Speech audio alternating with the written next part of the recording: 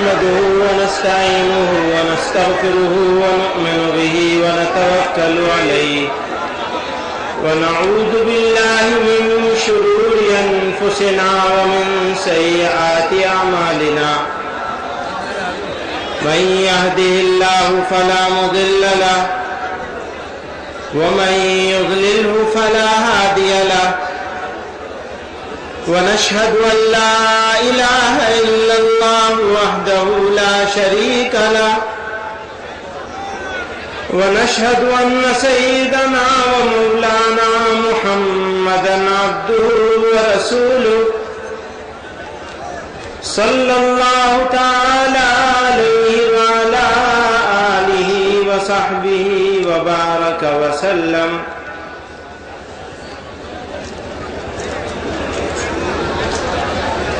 اس اجلاس کے صدر محترم حضرت مولانا ظہور صاحب،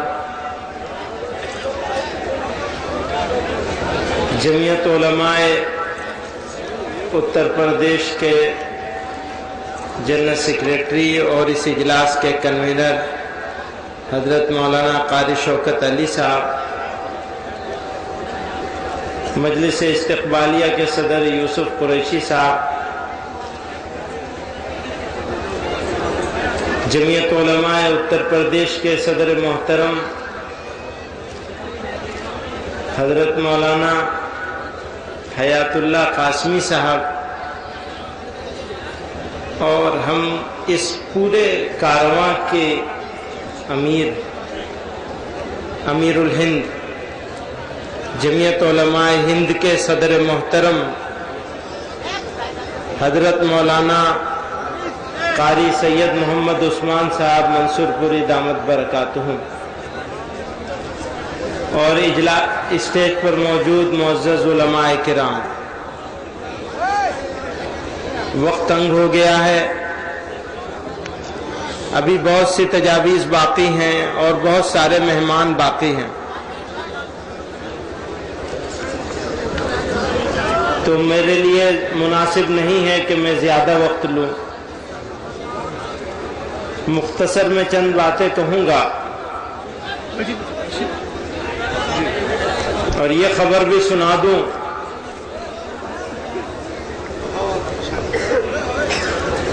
کہ حضرت مولانا سید ارشد مدنی صاحب دامت برکاتہم بھی تھوڑی دیر میں تشریف لانے والے ہیں۔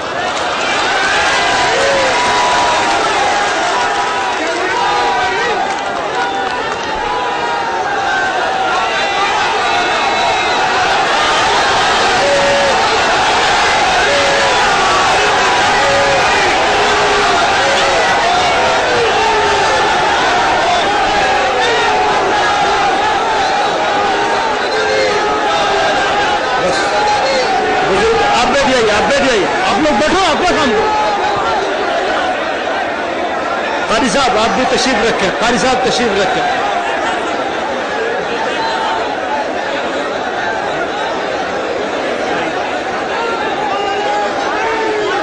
بزرگوں اور بھائیوں، بھائی آپ بیٹھ جائیے نا، قاری صاحب آپ بیٹھ جائیے، ابھی بیٹھ جائیں گے، سب بیٹھ جائیں گے۔ بزرگوں، بھائیوں، نوجوان ساتھیوں،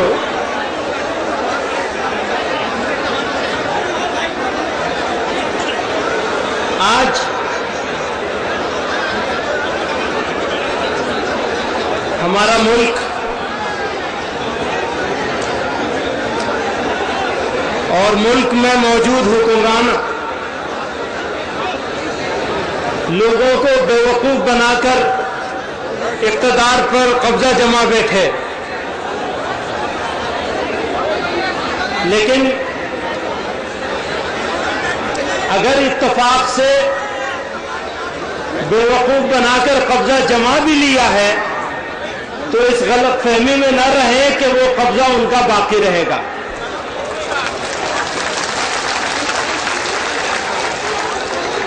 کیونکہ ظلم جو ہے، ناانصافی جو ہے اور جھوٹ جو ہے وہ کبھی لمبی مدت تک باقی نہیں رہ سکتے۔ میرے بھائیوں، بزرگوں، ملک کی آزادی میں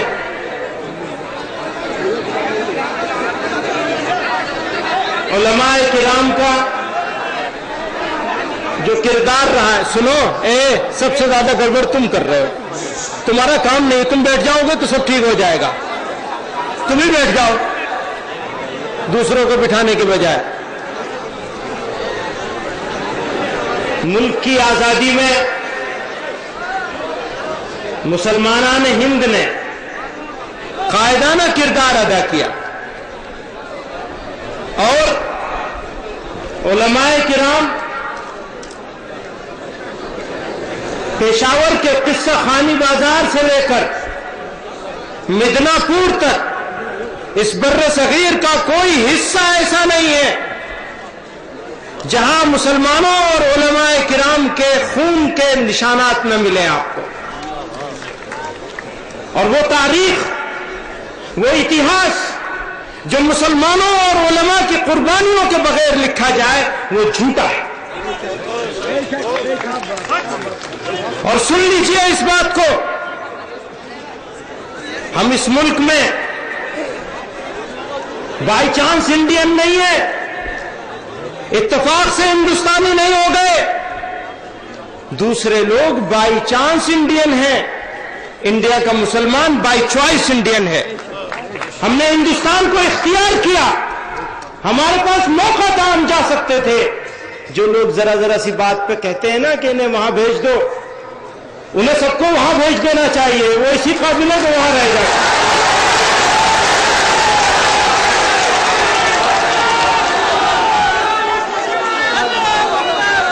یہ میرا ملک ہے، ایسا بسایا ہے ہم نے۔ کتنا سنہرا نعرہ تھا، اسلام کے نام پر چیز بن رہی تھی، لیکن بھارت کے مسلمانوں نے، ہمارے بزرگوں نے اسلام کے نام پر بننے والی چیز کو اختیار نہیں کیا، اس بھارت کو اختیار کیا، اس ہندوستان کو اختیار کیا، اس ملک کو اختیار کیا۔ یہ میرا ملک ہے،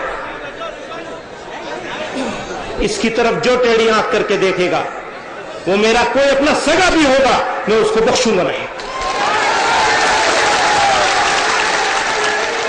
میرے بھائیوں بزرگوں،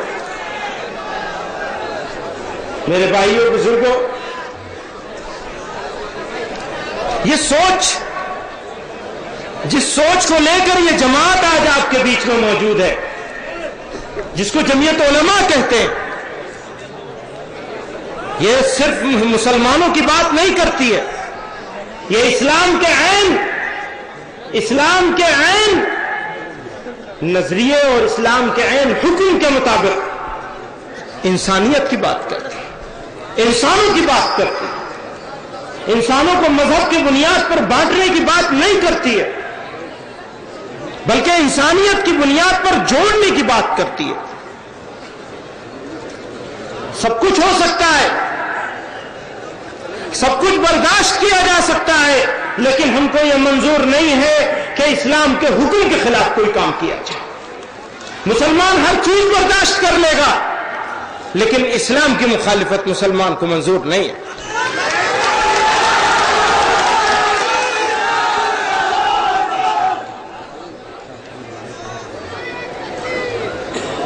آج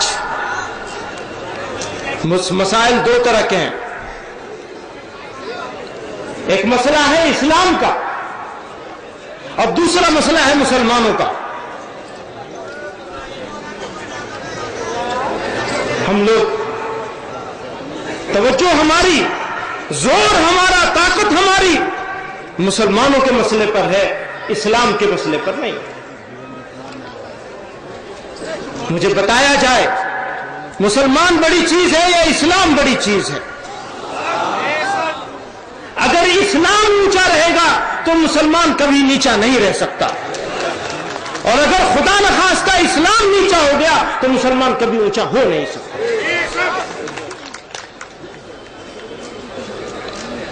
دشمن بھی دو طرح کے ہیں، ایک دشمن وہ جو مسلمان کو برا کہتے ہیں، ایک دشمن وہ جو اسلام کو برا کہتے ہیں، اور ایک دشمن وہ ہے جو دکھنے میں مسلمان ہے لیکن اس کے عمل کی وجہ سے اسلام بدنام ہو رہا ہے۔ زیادہ خطرناک کون ہے؟ جو اندر کا ہے وہ خطرناک ہے یا جو باہر کا ہے وہ خطرناک ہے؟ تو پہلے باہر والے سے لڑو گے پہلے اندر والے سے لڑو گے؟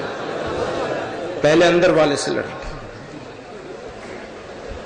اسلام کسی قیمت پر کسی بے قصور کو مارنے کی، ستانے کی، ظلم کرنے کی اجازت نہیں دیتا ہے۔ صحیح بات ہے یا غلط بات ہے؟ تقریر کی بات ہے یا سچائی کی بات ہے؟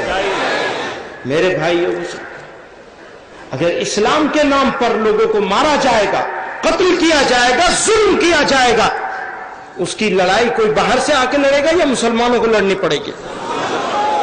ہماری ذمہ داری ہے کہ نہیں ہے؟ تو آج ہمیں یہ عہد کرنا ہوگا اس اجلاس سے، دو عہد کرنا چاہیے ہم کو۔ ایک جو مولانا مفتی عفان صاحب نے کہا، ہماری زندگی، اگر ہماری زندگی تبدیل نہیں ہوگی تو زمانہ بھی تبدیل نہیں ہوگا۔ اگر زمانے کو تبدیل کرنا ہے تو مومنوں ہمیں اپنے آپ کو بدلنا ہوگا۔ اگر ہم نے اپنے آپ کو بدل لیا، سن لیجئے، حکومتوں کے بدلنے سے، غور سے سنیے گا، حکومتوں کے بدلنے سے حالات نہیں بدلتے، حکومتوں اور اقتدار کے بدلنے سے حالات نہیں بدلتے ہیں، کردار کے بدلنے سے حالات بدلتے ہیں۔ اگر ہمیں حالات کو بدلنا ہے تو ہمیں اپنے کردار کو بدلنا ہوگا۔ یہ صرف زبانی جمع خرچ نہیں ہے، پیغمبر علیہ الصلوۃ والسلام نے ہمیں سکھا دیا کہ ہماری شادی کیسے ہوگی، ہماری تقریبات کیسی ہوں گی، ہماری خوشی کیسی ہوگی۔ دوست کہتے ہیں میاں یہ تو اصلاح معاشرے کی بات شروع کر دی انہوں نے، یہ اصلاح معاشرے کی بات نہیں ہے، یہ قوم کے عروج اور زوال کی بات ہے۔ اگر ملت کا عروج ہونا ہے تو پیغمبر صلی اللہ علیہ وسلم کے راستے پر ہونا ہے، اور اگر ان کے راستے پر نہیں چلیں گے کبھی عروج نہیں ہوگا۔ راستہ ہی وہی ہے، وہ دکھا دیا، چل کے بتا دیا۔ اور ہمارا کیا ہے؟ رشتہ داروں میں، برادری میں ناک کٹ جائے گی، سب آگ لگا دیا، ساری عزتوں کو برباد کر دیا ہے، منہ دکھانے کے قابل نہیں رہے مسلمان۔ دوسروں کے راستے پہ ہم مسلمان راہبر اور رہنما تھے، مسلمان فالوور بن گئے، اسی کے راستے پر چلیں گے۔ وہ کہیں گے یہ تو بے وقوف ہے مولوی لوگ۔ مولوی بے وقوف نہیں ہے، وہ تو وہ بات بتا رہا ہے جو اللہ اور اس کے رسول صلی اللہ علیہ وسلم نے بتائی۔ ہاں، پیغمبر اسلام صلی اللہ علیہ وسلم کی شان میں کوئی گستاخی کرے گا تو اس کی زبان کاٹ لیں گے، اس کی آنکھ نکال لیں گے، اس کا گلا دبا دیں گے۔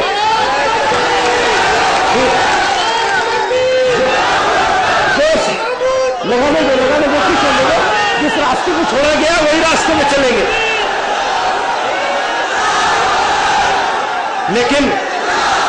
لیکن خود جو کریں گے، بھائی سوال کا جواب چاہیے، بس ہو گیا نعرہ۔ پوری قوم کو ایموشنل قوم بنا دیا ہے، جذبات سے استحصال کیا جا رہا ہے پوری قوم کا، اور کھلواڑ کیا جا رہا ہے۔ صرف شارٹ ٹرم پلاننگ ہے، لانگ ٹرم کوئی بات نہیں ہو رہی ہے، طویل مدتی کوئی پالیسی نہیں ہے۔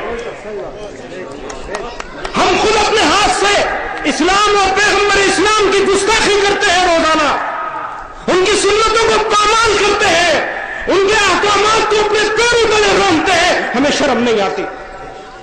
دوسرے کو کہنے کی ہمت صرف اس وجہ سے ہے کہ ہم نے ان کا راستہ چھوڑ دیا، تیار نہیں ہے سننے کو، بات کرنے کو تیار نہیں ہے، مرنے مارنے کو تیار ہے، لیکن سیدھے راستے پہ چلنے کو تیار نہیں۔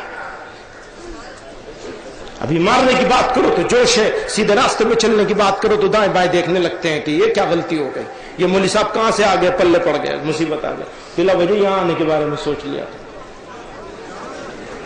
کیونکہ آنا ہے، جوش میں آنا ہے، بڑا جلسہ ہو رہا ہے، شاندار جلسہ ہو رہا ہے۔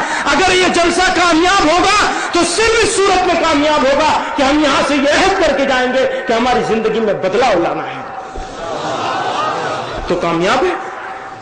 اگر بدلاؤ آ جائے، ایک چیز کی بھی نیت کر لیں، ہم جھوٹ نہیں بولیں گے، دھوکہ نہیں دیں گے، مال کو بیچیں گے نہیں ہم ملاوٹ کر کے، किसी को सताएंगे और दुख नहीं देंगे, और अपनी जिंदगी को उस वे बनाने की चलाने की कोशिश करेंगे। अगर ये तय करके जाएं, अच्छा इनमें से किसी एक बात को भी तय कर ले कि हाँ जी आज से झूठ बंद। सच बोलना जरूरी नहीं है, सच बोलना जरूरी नहीं है, लेकिन झूठ बंद। समझ रहे? ये कहेंगे लोग सच बोलने को मना कर गए। ना ना, खैरियत से, सच बोलने को मना कर गए नहीं जी, सच बोलने को नहीं मना कर रहे, लेकिन ये कह रहे हैं झूठ बंद कर दो। मेरे भाइयों बुजुर्गों, बातें इसमें बहुत सारी लिखी थी जो मैंने कहना चाहता था। हाँ, एक बात कह देना चाहता हूं, जमीयत उलमा, जाते जाते एक बात कह देना चाहता हूं, जमीयत उलमा इंसानियत को जोड़ने की बात करती है। जमीयत उलमा इंसानों और इंसानियत को जोड़ने की बात करती है। जमीयत उलमा मजलूमों के हक की बात करती है। जमीयत उलमा अगर कोई इस्लाम के नाम पर भी जुल्म करने की कोशिश करेगा, जमीयत उलमा उससे लड़ेगी, टकराएगी, इसका ऐलान करती है। जमीयत उलमा का यह आज़्म है। जब हम इंसानियत को जोड़ने की बात करते हैं तो मुसलमानों को मसलक के नाम पर बांटने को बर्दाश्त करेंगे हम? नहीं, मंजूर नहीं है, किसी कीमत पर मंजूर नहीं है। कोई देवबंदी बरेलवी के नाम पर इस मुल्क के लोगों को लड़ाएगा, हम उससे टक्कर लेंगे और किसी कीमत पर हम लड़ाई करने की कोशिश नहीं करेंगे।